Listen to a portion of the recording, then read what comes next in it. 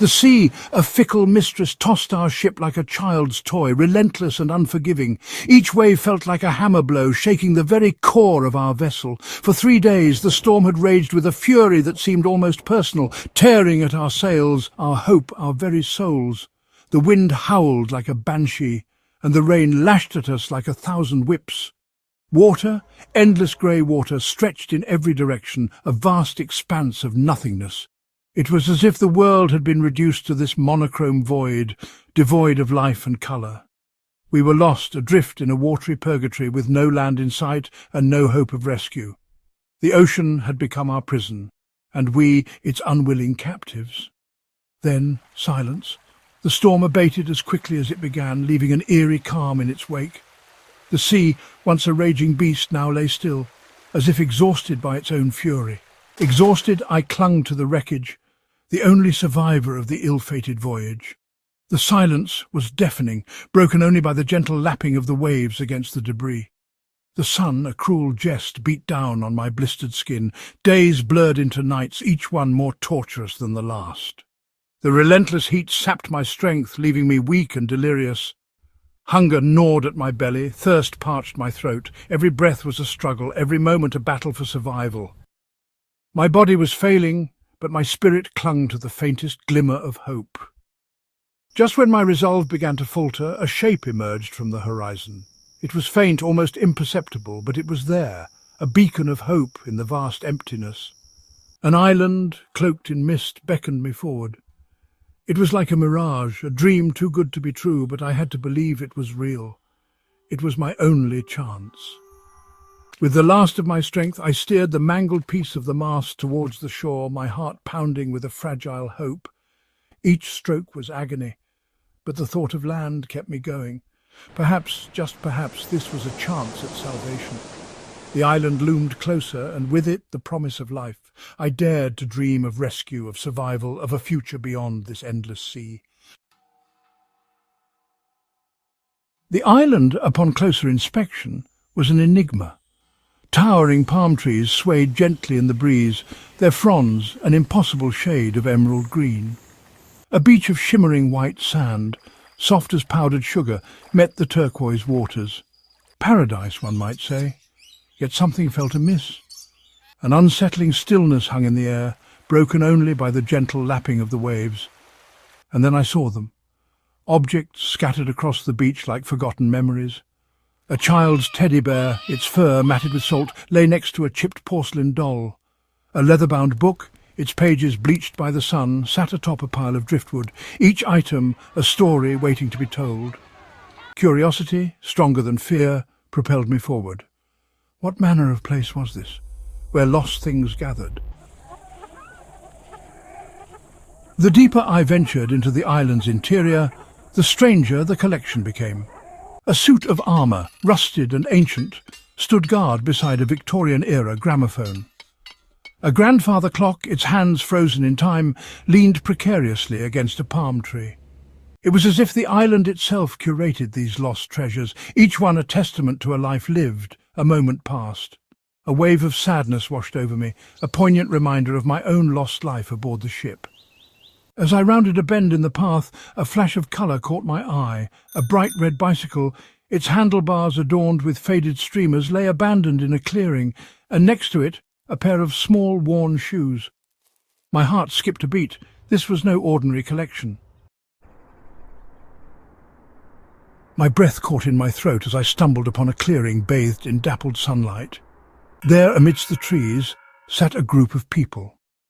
They were of all ages, dressed in clothes from different eras, their faces etched with a mixture of wonder and resignation. A young girl, her hair in pigtails, played hopscotch with a set of painted stones. An elderly gentleman, his beard flowing down to his chest, sat reading a newspaper dated 1923. A young couple, their arms intertwined, gazed out at the ocean. They seemed neither surprised nor alarmed by my arrival. It was as if they had been expecting me, a new addition to their peculiar community. One by one their eyes met mine, their gazes filled with a strange knowing. As I drew closer, a gasp escaped my lips. Sitting on a fallen log, her back to me, was a woman. Her hair, the colour of spun gold, cascaded down her back in waves. She wore a simple blue dress, faded but familiar. "Mary," I whispered, my voice hoarse with disbelief. The woman turned, her eyes widening in recognition. It was her, my Mary, lost at sea 5 years prior. Tears welled up, blurring my vision. She rushed into my arms, her embrace as real as the beating of my own heart. The years melted away, the pain of loss replaced by a joy so profound it threatened to consume me. We were together again against all odds in this most improbable of places. As the sun began its slow descent, casting long shadows across the clearing, the other inhabitants of the island gathered around. They shared their stories, tales of loss, of being swept away by storms, of vanishing without a trace. There was a young pilot, his plane lost over the Bermuda Triangle during the war. A group of hikers who stumbled upon a hidden portal in the Himalayas. A fisherman pulled from his boat by a monstrous wave. Each story was unique, yet bound by a common thread: the inexplicable disappearance and the even more inexplicable appearance on this island. It was a sanctuary, a place where lost souls could find solace, a respite from the relentless march of time.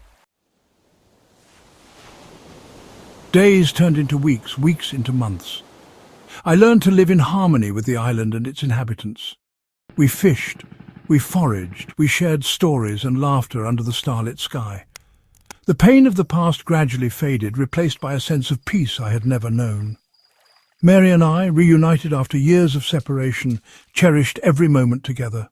We explored hidden coves, swam in crystal-clear lagoons, and watched the sunset paint the sky in a riot of colours.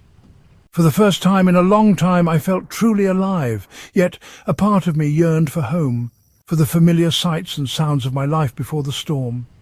I missed the salty tang of the sea air in my hometown, the warmth of a crackling fire on a cold winter's night. One morning I awoke with a start. The air was crisp, and the first light of dawn painted the sky in hues of pink and gold.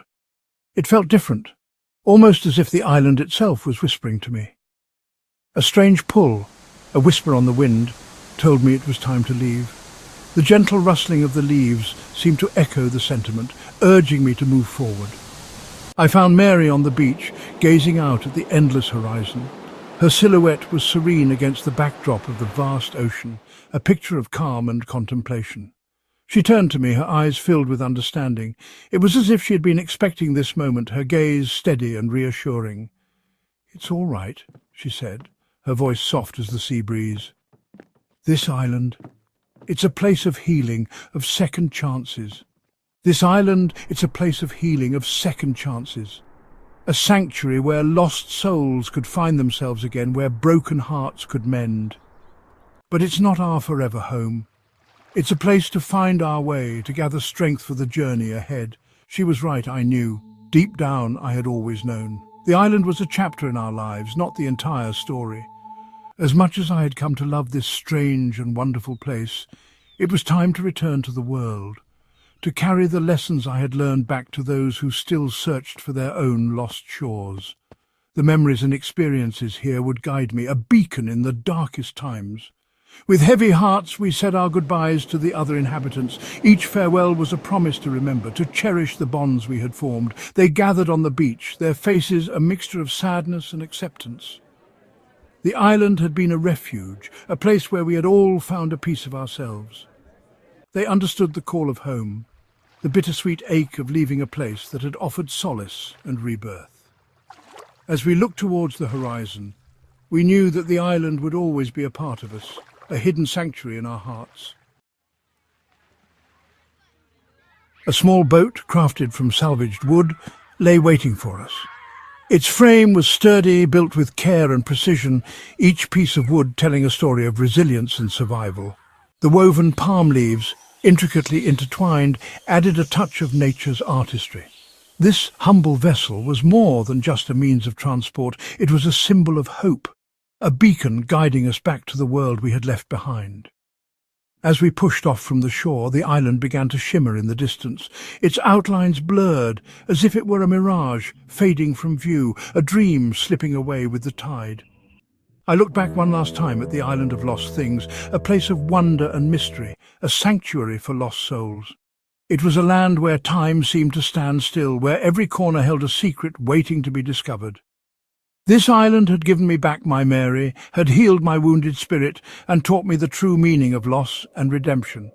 It was here that I learned to let go of the past and embrace the present, to cherish every moment as a gift. The journey home was long and arduous, the vast ocean stretching endlessly before us, but we faced it together, our hearts filled with gratitude for the time we had been given, for the lessons we had learned, and for the love that had been rekindled. The island may have been lost to the world, but its memory and the lessons it held would remain with us always. It was a place that had changed us, had shown us the power of hope and the strength of the human spirit. For in losing ourselves we had found something far greater, a connection to something beyond ourselves, a reminder that even in the darkest of times, hope can bloom in the most unexpected of places. The serene sea reflected our journey, and as the sun rose over the horizon, it brought with it a new dawn, a new beginning, and the promise of a brighter future.